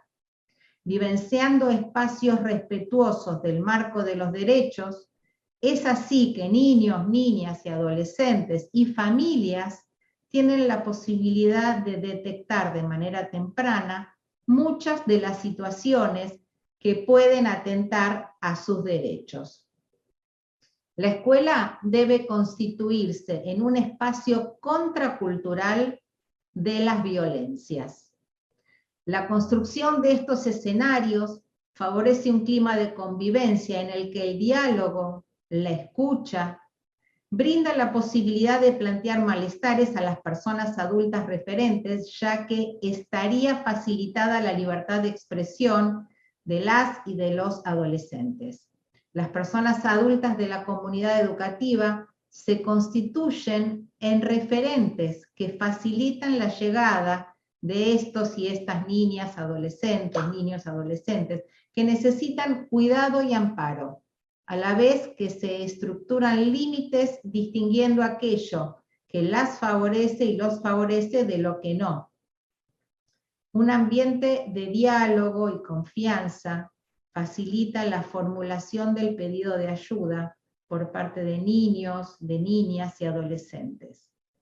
Otras veces es necesario prestar atención a señales muy diversas, como por ejemplo en su aspecto externo, cómo se presentan, las relaciones que establecen con sus pares o con otros adultos o adultas, la asistencia a la escuela o los contactos que se van estableciendo con las familias. El abordaje de la vulneración, de la prevención de las vulneraciones de los derechos y la promoción de estos también se puede hacer desde el desarrollo curricular, que es sin lugar a dudas el territorio en que nosotros podemos dar cuenta con mayor claridad porque solemos hacerlo de modo planificado, sistemático e intencional. Por ello, contamos con una batería de recursos gráficos, audiovisuales, folletería, secuencias didácticas que colaboran para su desarrollo. Para las temáticas específicas que estamos transitando en esta conferencia, les invito a ingresar al aula y allí podrán acceder a un conjunto de actividades. Para orientarlas y orientarlos, solo diré que, por ejemplo, en el cuaderno ESI de secundaria número 1 hay todo un capítulo que aborda la temática del abuso sexual. En el nuevo cuaderno para referentes escolares también están presentes en cada uno de sus capítulos todas las temáticas que estuvimos trabajando en todas estas 4 conferencias. En la cartilla ENIA 1 también abordamos la temática del abuso sexual, de los derechos sexuales y reproductivos. Para quienes trabajan con personas con discapacidad, está la revista Es Parte de la Vida, con orientaciones y sugerencias sumamente útiles e ilustrativas. El trabajo curricular en torno a los contenidos referidos a la prevención de los ENIA y aquellas temáticas que le involucran, como el cuidado del cuerpo, el derecho al buen trato, a la expresión de los intereses y las necesidades, a ser escuchados en los asuntos que los involucran, entre otras temáticas, deben tener su correlato en la convivencia escolar, como lo trabajamos con la puerta de entrada de la organización de la vida institucional. En el aula virtual compartimos una serie de actividades y orientaciones vinculadas a la promoción de los vínculos saludables en las redes sociales, así como también para el fortalecimiento de las habilidades de autoprotección e información de los derechos de las y los estudiantes. Bien, al abrir la puerta de entrada al trabajo con la escuela junto a las familias y la comunidad, nos encontramos ante un terreno fértil, potente, pero en ocasiones inexplorado, ya que no se lo suele transitar lo suficiente como para sacarle provecho, al menos en el nivel secundario. El sistema educativo tiene la función indelegable de conformar el sistema de promoción y protección de derechos de niños, niñas y adolescentes, tarea que lleva adelante junto a otros organismos estatales y de la sociedad civil. Por eso, debemos asumir que la escuela no puede llevarlo adelante sola. Muchas demandas sociales pueden ser respondidas desde la articulación con otros actores sociales, sobre todo cuando la complejidad de los problemas demanda saberes interdisciplinarios y la articulación de políticas públicas desde diversos ámbitos. Es importante considerar los pedidos de ayuda de los alumnos y las alumnas para resolver conflictos, para responder demandas, para solicitar servicios en el sistema de salud, entre otros ejemplos. Demostrar una actitud activa y de escucha atenta tranquiliza a quien la solicitó y posibilita el uso de la palabra. En las escuelas que se encuentran bajo el Plan ENIA, contamos con la valiosa presencia de la asesoría en salud integral y el acompañamiento de las y los acompañantes pedagógicos, valga la redundancia, que a su vez tienen llegada directa a una mesa provincial intersectorial en la que se encuentran los 3 ministerios, representantes de los sectores que deben dar respuestas integrales e intersectoriales frente a las situaciones de vulneración de derechos. En este sentido, la comunicación está garantizada y es necesario que ustedes, como docentes, establezcan diálogo con estos agentes que circulan por las escuelas para contar con sus contactos. Esta sería una primera línea de acción para estar preparadas y preparados en el antes de cualquier episodio. Junto al equipo de conducción, equipo de orientación escolar, si lo hubiera, y otros actores escolares, es necesario el armado de esta red, y que también se actualice para contar con ella en el caso de ser necesario. Otra tarea en la instancia previa es la articulación con el centro de salud. Se preguntaron si sus alumnas y sus alumnos conocen la localización del centro sanitario cercano a su domicilio. ¿Podremos armar una actividad articulada con el centro de salud para ir a visitarlo? ¿O que algunos profesionales del centro de salud se acerquen a la escuela para que establezcan un primer contacto con ellas y con ellos? ¿Cuáles son las profesionales o los profesionales a los que pueden recurrir el estudiantado? ¿Será el ginecólogo, la ginecóloga, el psicólogo, la psicóloga, el médico generalista? ¿Podremos desde la escuela facilitar ese puente hacia el centro de salud? ¿Podremos articular con la asesoría que se encuentra en la institución escolar para que nos ayude en esta tarea? El año pasado participé en una serie de conversatorios con estudiantes de las escuelas secundarias en el marco de las jornadas del Parlamento Juvenil. ¿Saben cuál era la demanda más recurrente de parte de nuestras y nuestros estudiantes? Nos pedían que hablemos con sus familias. Hay temas que los aprendemos, decían en la escuela, pero que en nuestras casas no podemos hablarlos. ¿Podremos organizar alguna jornada en la que se convoque a las familias para conversar sobre aquellos temas que presentan mayor dificultad de diálogo al estudiantado con sus adultos o adultas referentes? Es sabido que en el nivel secundario el nivel de participación de las familias disminuye en relación con los niveles anteriores. Entonces, tal vez alguna kermés, algún bingo convocante que sea la excusa para que entre juego y juego podamos iniciar el diálogo y abramos al intercambio.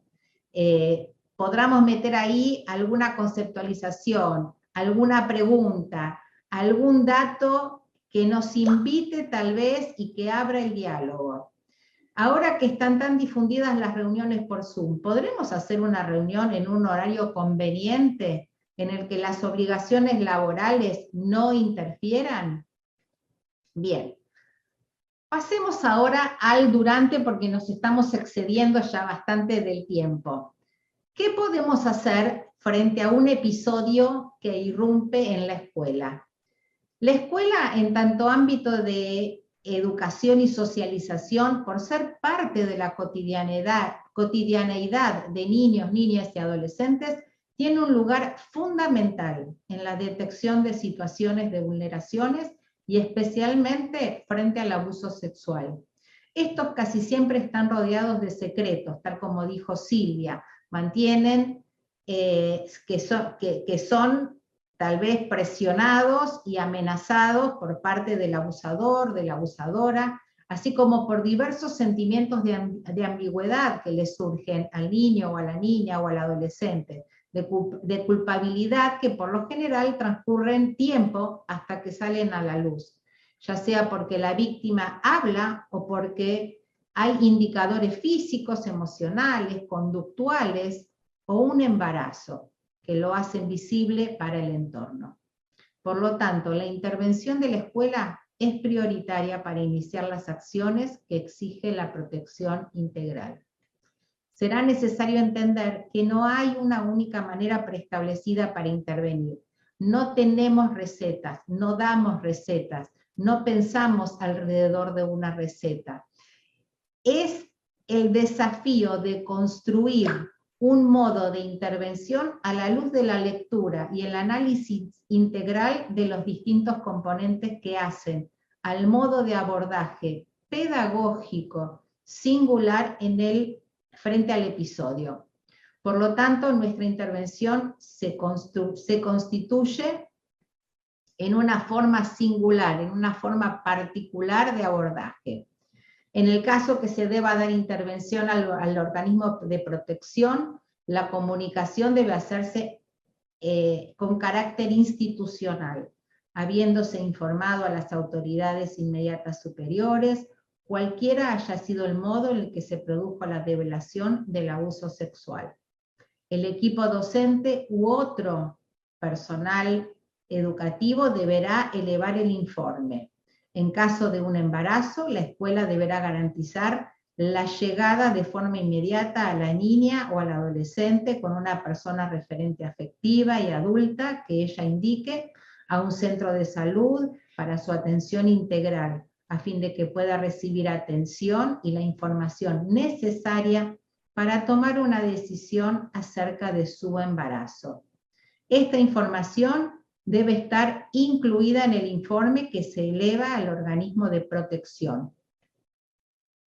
El organismo de protección de derechos provincial o municipal realizará la evaluación de riesgo, en el que se puedan encontrar los niños, este niño, esta niña o esta adolescente, y esto seguramente lo va a hacer algún trabajador o alguna trabajadora social, algún psicólogo o psicóloga. La escuela deberá prestar la máxima colaboración en caso de que dicho organismo de protección solicite información adicional a los efectos de tomar las medidas de protección integrales o excepcionales y definir el plan de acción. En función del plan de acción establecido, la escuela deberá realizar el acompañamiento y comunicar su cumplimiento y novedades, si las hubiera, al organismo de protección. En el caso de embarazos producto de un abuso sexual, el sistema educativo debe acompañar los distintos momentos del proceso, que pueden generar inasistencias o incluso dificultades para el sostenimiento escolar, para la continuidad escolar, sea por la interrupción legal del embarazo, por una ILE, o por la continuación del embarazo.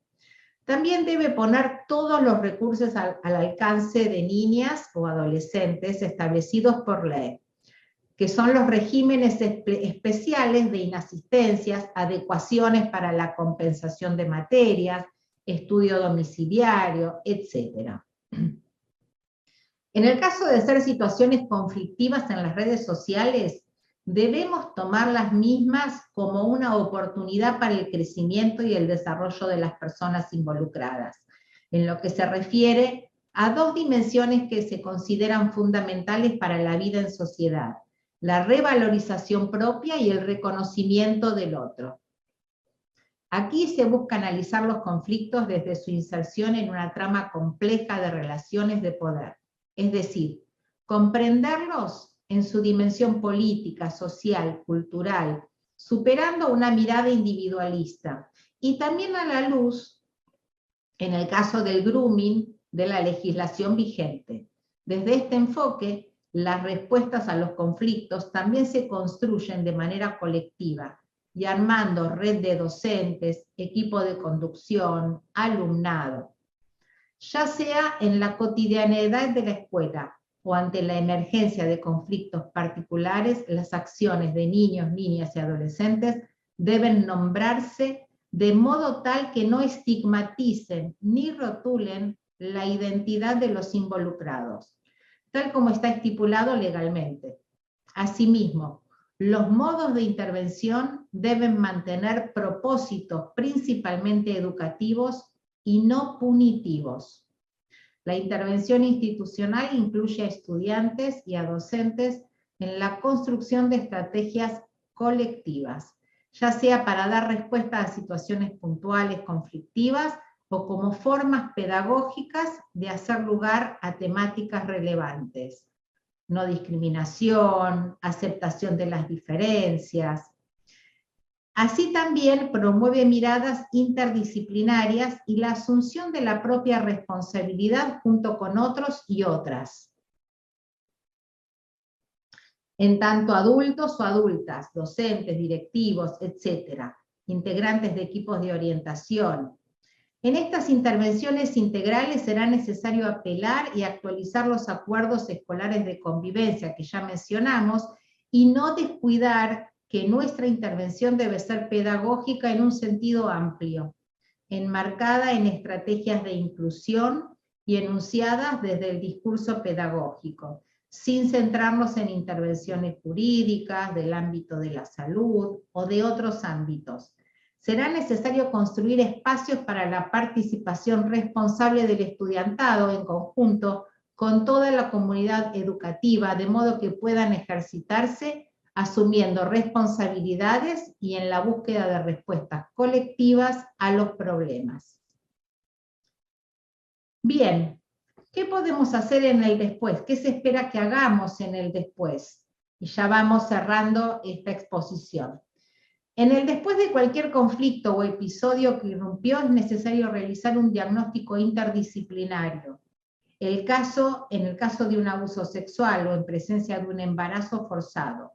También este diagnóstico es necesario para establecer el trabajo en clave de red institucional. Este diagnóstico nos va a permitir decidir cuáles son las líneas de acción más convenientes y pertinentes para intervenir pedagógicamente. En algunas situaciones será necesario pensar qué tan fortalecido se encuentra el estudiantado y no suponer que el problema es solo de una o de uno o de algunos. Entonces, desde la puerta del desarrollo curricular, será necesario que el grupo aborde de un modo planificado algunas temáticas propuestas por la docente, el docente, vinculadas a la promoción de los derechos y a la prevención de las vulneraciones.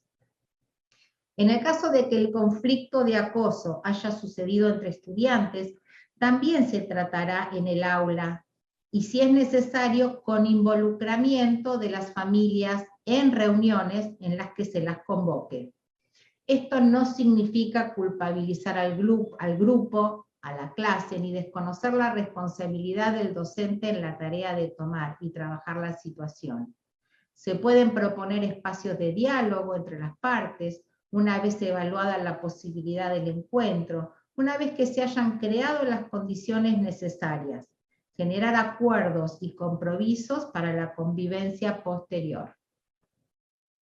Es responsabilidad de las personas adultas proteger los derechos de niñas, niños y adolescentes que hayan sido protagonistas de la situación o se vean de algún modo involucrados. Si la situación tuvo repercusión mediática, las autoridades o incluso el estudiantado, las familias, que realicen un escrito, un breve comunicado de prensa que prevea cualquier tipo de filtración de información del orden de lo privado. No difundir la identidad de las personas involucradas en la situación y evitar el contacto de la prensa con ellas para proteger la identidad y la privacidad. La concepción que se plantea conlleva la necesidad de un reposicionamiento docente y de las instituciones que permite dar respuestas específicas y articuladas a estas problemáticas, reconocidas como legítimos desafíos.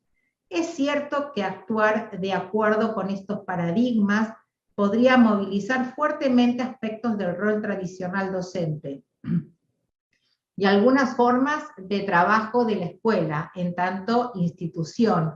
En ocasiones se repliega sobre sí misma y no se abre a la construcción puertas afuera. Se debe tener en claro que este tipo de problemáticas requiere un trabajo permanente. El problema no se soluciona mediante una única intervención.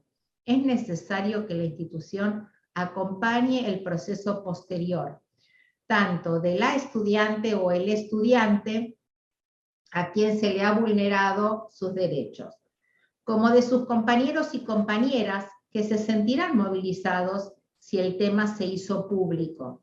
También hay que considerar especialmente el apoyo y acompañamiento que se le debe brindar a la docente o a el docente que tomó la iniciativa. Por otra parte, debemos decir que no es necesario que toda la institución estén al tanto de los detalles de la situación, ya que muchos aspectos pertenecen a la intimidad de la persona afectada. El criterio básico es el de tomar siempre en cuenta el carácter indivisible e integral de los derechos de la infancia y la adolescencia para pensar las acciones que se van a emprender. Es decir, para preservar un derecho no puedo vulnerar otro. En otras palabras, para evitar el daño producido por el maltrato, no se puede atentar contra la privacidad. En esta etapa de la intervención ante esta clase de hechos, el trabajo en red es fundamental, ya que a través de las articulaciones con otros organismos gubernamentales y no gubernamentales se garantiza el abordaje integral de esta compleja problemática. Por ejemplo, si al niño, a la niña o al adolescente afectado lo atienden en el sistema de salud, es importante que exista un trabajo articulado con el cuerpo de profesionales de áreas vinculadas con el tema, psicólogos, psicólogas, trabajadoras sociales. De esa manera se da curso al seguimiento y se evita que la derivación se traduzca en un desentenderse del problema. La comunicación posterior al episodio con los organismos y las familias es ineludible. Las instituciones de los ámbitos de salud, protección de los derechos de la infancia y justicia deben ser aliadas imprescindibles a la hora de pensar abordajes integrales. Con compromiso, decisión y creatividad, la escuela puede hacer mucho en pro de la reparación del daño causado a la niña, al niño o al adolescente. Bueno, llegamos al cierre de esta exposición. Seguramente habrán surgido muchas preguntas y Silvia... Hay una que voy a tomar de todas las que quedaron, muy cortita. Una docente nos pregunta cómo actuar cuando se sabe de una situación de abuso de un docente a un alumno o alumna, ¿no? Bueno, esto es un tema que hay que hablar porque sucede mucho en las escuelas y sucede un poco todo esto de lo que estuvimos hablando, ¿no? Muchas veces a través del WhatsApp, la exposición de imágenes, bueno, todo lo que estuvimos hablando. No hay una receta, pero sí les podemos decir que hay que creer a esa alumna, a esas alumnas que están hablando de esta situación, hay que comunicarlo a las autoridades lo elevarán a quienes correspondan, a las instancias ministeriales que correspondan, se hará, digamos, las actuaciones necesarias y se trabajará con las familias y el sistema de protección de derechos en caso de que haga falta, para que se vean las medidas a tomar. A veces son las familias las que hacen la denuncia, si esto corresponde, y si no hay que seguir trabajando en conjunto para ver qué medidas le caben al sistema, a la escuela y al sistema educativo en estas situaciones. Pero esto ocurre y hay que poder hablar de esto y tomar las medidas que corresponden, porque es una situación de abuso, de violencia sexual cuando esto sucede, ¿no? Estamos cerrando, ya nos tenemos que ir despidiendo, simplemente algunos avisos en este final de curso. Queremos darle las gracias enormes especialmente a Virginia Steinberg del Infod y a Sebastián García, que nos han acompañado durante todo el tramo de formación, a ustedes, a todos los docentes que han participado desde cada provincia. Les vamos a avisar que el aula permanece abierta unos 10 días más, así que tienen tiempo para descargar los materiales, para hacer la autoevaluación, que está disponible en el aula misma, y una vez que hagan la autoevaluación, si han aprobado, directamente en el aula se les va a cargar automáticamente la constancia, y también les va a ser enviada por mail a sus correos. Damos inicio, en realidad estamos terminando esta primera etapa de formación virtual y vamos a dar comienzo a una segunda etapa para las escuelas que están con cobertura del plan, a la formación situada, de la cual van a tener conocimiento a través de sus acompañantes pedagógicos, pedagógicas, quienes acompañan a sus escuelas. Y bueno, ha sido un trayecto donde intentamos de alguna manera dar una perspectiva general de todas estas temáticas, que las enmarcamos dentro de lo que llamamos ENIA 2, pero hemos ido retomando también contenidos y actualizando contenidos del ENIA 1, así que la invitación es a seguir trabajando estas temáticas y su abordaje en la próxima etapa de capacitación situada. Así que muchas gracias y sigan en contacto con quienes les acompañan desde el plan, que seguramente también van a poder allí ir resolviendo dudas, consultas y bueno, seguir aprendiendo como aprendemos todas en estas temáticas cada día. Así que muchas gracias Fabi, muchas gracias Carolina por habernos acompañado en esta conferencia, y bueno, a todo el equipo nacional de ENIA y de ESI, que también siempre trabajamos conjuntamente. No sé si quieren saludar, Caro, Fabi. No, simplemente agradecerles la participación, y bueno, vamos cerrando porque ya, si no desde el Infot, nos van a retar. Muchísimas gracias a todos por estar ahí. Bueno, un saludo y lo mejor para las próximas etapas de capacitación. Gracias. Chau.